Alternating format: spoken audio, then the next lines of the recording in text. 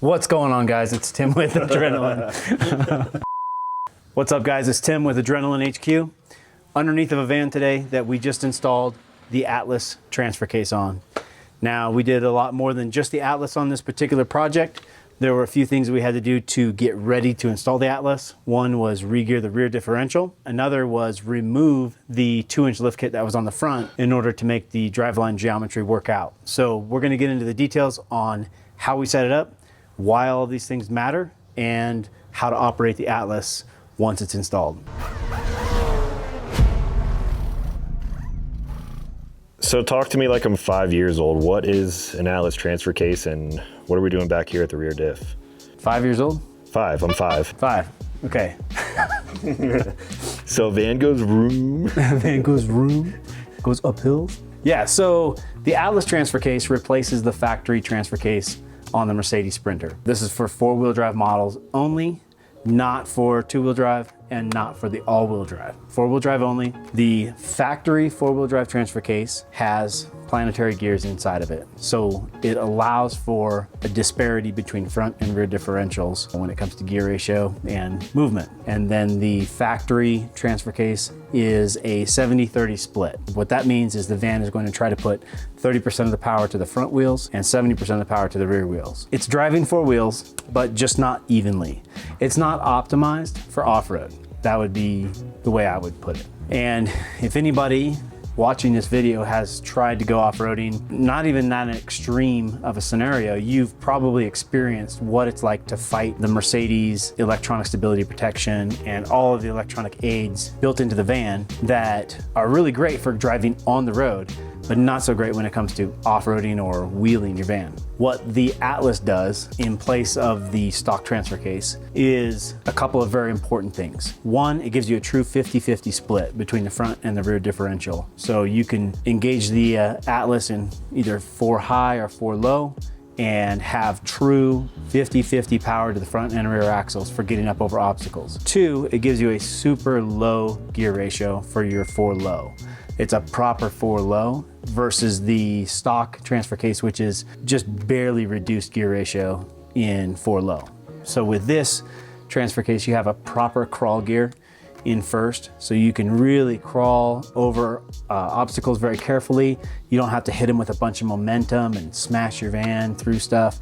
You can approach it carefully, pick your line, and just crawl up over obstacles and have a lot of power because of the massive amount of mechanical advantage that you now have with a proper low range. Those are the 2 big things: proper low range, 50-50 split, and no more electronic aids with the computer trying to tell the transfer case where to send the power.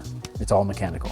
So we're starting back here at the rear of the van. First thing we did with this particular van, the customer already had the ARB air locker. It's a requirement for the Atlas transfer case install that you have the air locker installed in your van for at least a year prior to installing the transfer case.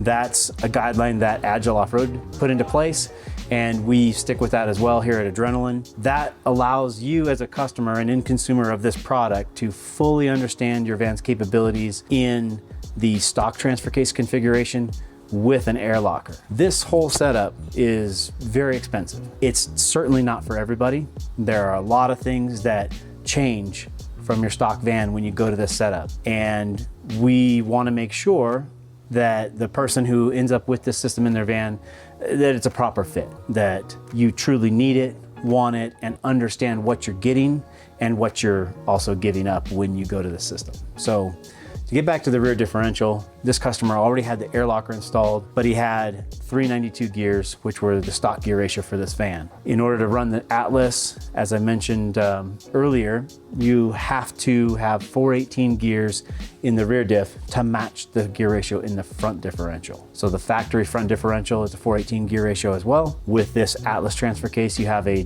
proper 50-50 split. Obviously, you have to have the same gear ratio front and rear, or it just simply won't work. You'll break stuff. So the very first thing we did when this van came in, regeared the rear differential, kept the same carrier, and just put a new ring and pinion in, set those gears up. Additionally, just kind of a side note on this particular van, it had 108,000 miles.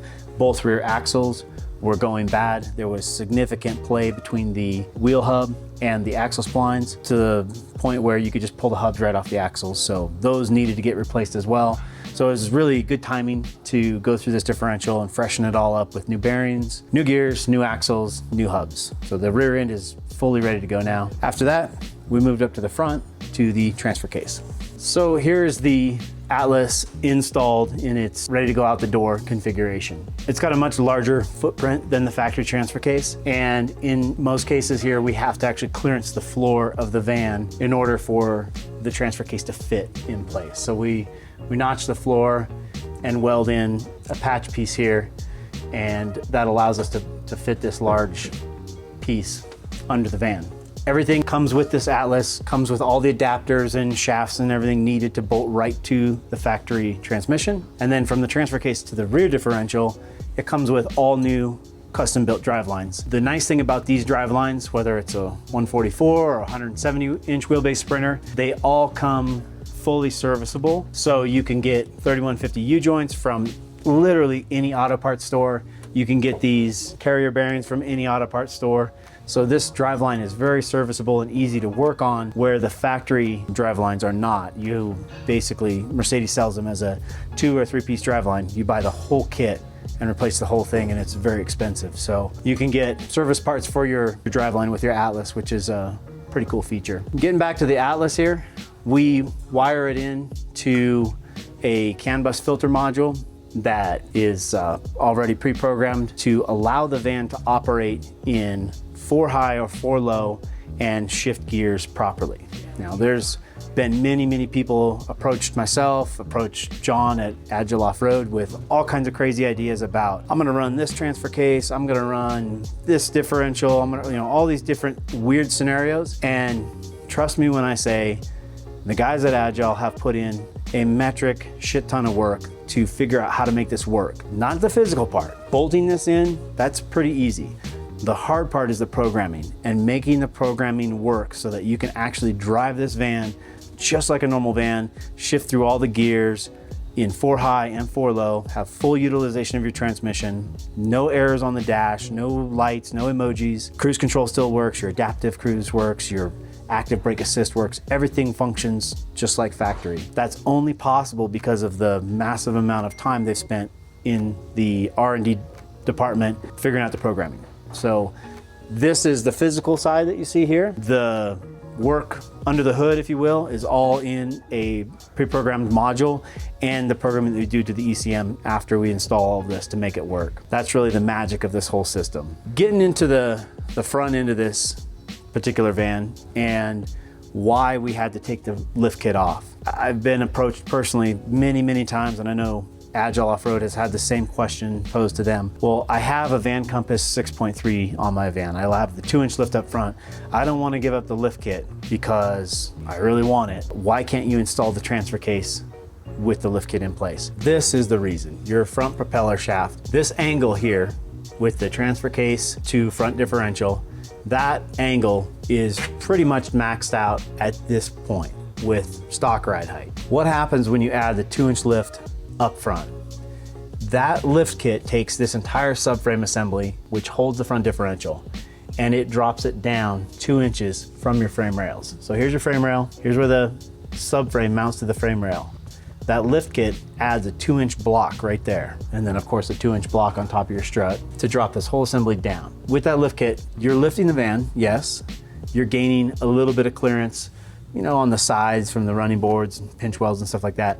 But you're not gaining any ground clearance here. The only thing that you gain with that lift, which there's nothing wrong with a lift, but I'm just trying to explain why it doesn't work in this scenario. The only thing you gain with that lift is the ability to run larger tires, which then would actually give you ground clearance. But the lift kit in and of itself doesn't really give you any more ground clearance because this point to the ground stays exactly the same. The problem with doing that is when you drop this whole subframe assembly down, the angle of this prop shaft steepens and it's dramatic. So much so that the clamps on these joints starts to rub on the outer flange here of the CV, mainly on the one coming out of the transfer case. And the length of it, the distance is greater, so you also have to run an adapter spacer in there to make it work. But the fact of the matter is you simply can't make it work with this drive shaft without destroying the drive shaft. it's too steep of an angle. Trust me, we've tried, Agile's tried. There's just no way around it. The lift kit has to come off. Here's the other thing. When it comes to taking the lift kit off and not wanting to lose ground clearance or performance, you can always, like we did in the case of this van, remove the lift kit, and then we added a coilover conversion on the front struts. So again, the van had 108,000 miles. It needed new struts anyways. So we removed the front factory struts, replaced them with some Bilstein B6 struts, which are an upgrade from stock, but it's the same exact dimensions as the factory strut. And then we added an Agile coil assist kit on top of that. So what that coil spring does is it helps support the front end. In addition to your front transverse leaf spring here, those coil springs add an additional amount of support in the front. You can get those springs in various spring rates depending on the weight of the van. In this case, we chose the appropriate spring, put the coils on, and then reinstalled the struts and aligned the van. The net result of this whole operation, removing the 2-inch lift, putting the coils in, setting up the transfer case and all that, the net result in his ride height and the stance of the van is almost exactly the same as before. In fact, if you're looking at it, I truly don't think anybody could tell a difference just with the naked eye. You'd have to measure at the pinch weld. I think he maybe lost a 1/2 inch of clearance up front. That's it. Again, like we already mentioned, the 2-inch lift, you're not gaining ground clearance here. So you really didn't give anything up. And what you gained as a result of that change up front is paid off in tenfold with this transfer case. The capabilities that this vehicle now has because of the transfer case, the proper low range, being able to lock the rear diff with the locker and run it in low range is out of this world. You're not gonna be lacking any capability because you gave up the lift. You'll be gaining a hell of a lot more than what you had when you put in this transfer case. Anyway, enough about the lift kit. That's why. It's a geometry issue. As far as controlling the transfer case goes, you have 2 sticks on the floor. They're just to the right of the gas pedal, just behind the center console. You have 1 stick that controls the rear differential and 1 stick that controls the front. So basically it's the output of the transfer case. 1 stick controlling power going to the front axle, 1 controlling power to the rear. You can run them independent of each other. Obviously you can't run 1 in high, 1 in low, but you can run front only or rear only. So in certain circumstances, it may be beneficial to engage just the front differential and kind of drag the front of the van around, if you will. Say you're stuck in the sand and you need to pivot quickly. There are some scenarios where that's beneficial. With the transfer case setup, you can run independent, front and rear. It's a very mechanical shifting experience. So there's no push button, no weirdness there. You're literally shoving a lever forward or backward, and you feel it click into place when you're in low or high. So it's very mechanical for folks that are used to old school trucks with twin sticks. This is right up your alley. There's always people complaining about the 4-wheel drive weirdness of the Mercedes factory setup. This is completely different as far as how it shifts into gear. You absolutely know it's in gear when it's in gear.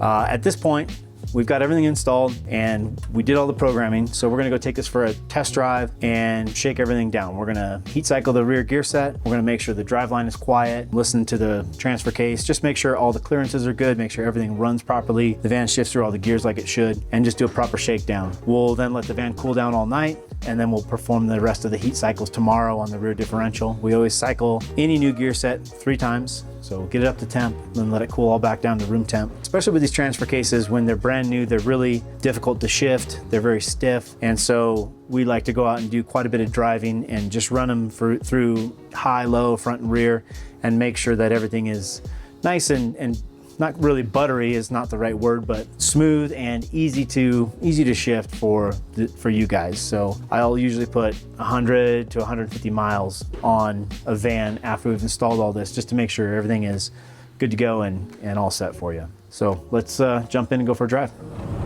So we're on a road test right now. This is the initial test after we just installed an Atlas transfer case, and now we're out heat cycling the new gear set and just kind of breaking in the transfer case, testing everything, going through front and rear, high, low, just kind of putting it through its paces and getting everything broken for the customer. These transfer cases are sometimes really hard to shift when they're brand new. Everything's new and stiff, and it's just really hard to get them in and out of low range and such. So I like to do quite a bit of driving with the car before we turn it over to the customer and just make sure everything's perfect and working properly. We'll cycle the air locker as well, make sure that whole system's holding losing pressure, make sure that the gear set sounds quiet, make sure that the drive line, because it's an all new drive line here, make sure that that drive line angle is proper and it's not creating a bunch of noise or excessive vibration. The Atlas is an amazing tool, but it takes some of the refinement out of the Mercedes Sprinter. So, you know, the Mercedes Sprinter in stock form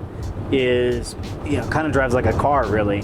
It's smooth, relatively quiet, and you're going backwards in some technology when it comes to adding that Atlas. So you're going to get a lot more gear noise from the transfer case, especially in low range. You're going to hear those gears.